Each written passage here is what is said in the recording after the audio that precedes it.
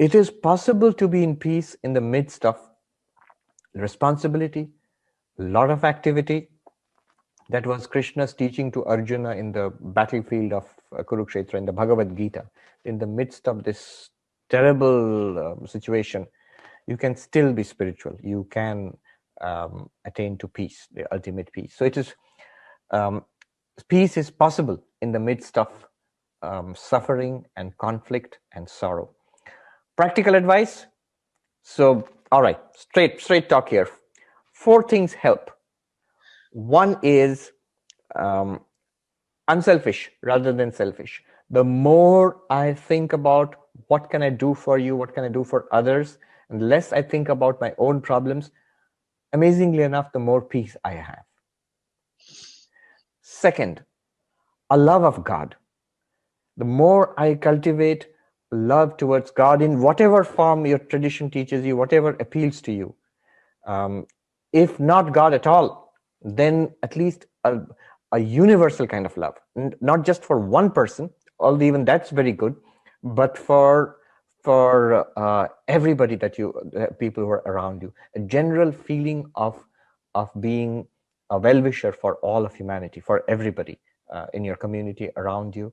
So that is a cultivation of love. Third, I would say, is a cultivation of mindfulness and meditation. At least once or twice in a day, shut it all down.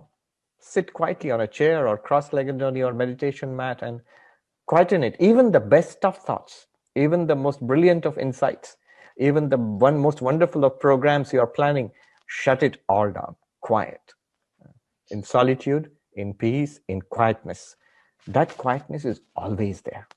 It's always there. Every part of the world, in every time, there is a deep silence in this universe. It's accessible to us. Do access it once or twice a day, for a few minutes at least. Meditation. And finally, the 4th practice would be a practice of inquiry. This comes from the Vedantic tradition, which I follow. Inquiry into what am I? As long as I think I'm just this little creature of flesh and blood, born that day and going to die the next day, I will not have peace.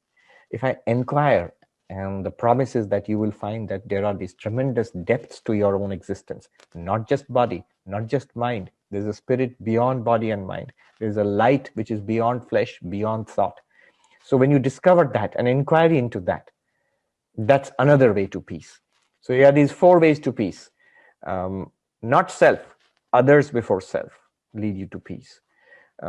Love for God, for humanity.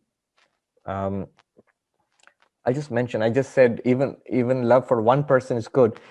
In the United Nations headquarters here, there's a quote by so one of the great Secretary Generals of the United Nations was this great Dag Hammarskjöld. So he says he's the Secretary General of the United Nations and the leader of the combined nations of the world. And he says that greater than dealing with the policies of world peace, the world economy, and conflict across continents, in the midst of all of that, if a person can love even one person with all one's heart and sincerely, that I count as greater. That's coming from the Secretary General of the United Nations of the world. So love. And the 3rd practice is quietness, silence. And the 4th practice is self-inquiry. Who am I? What am I?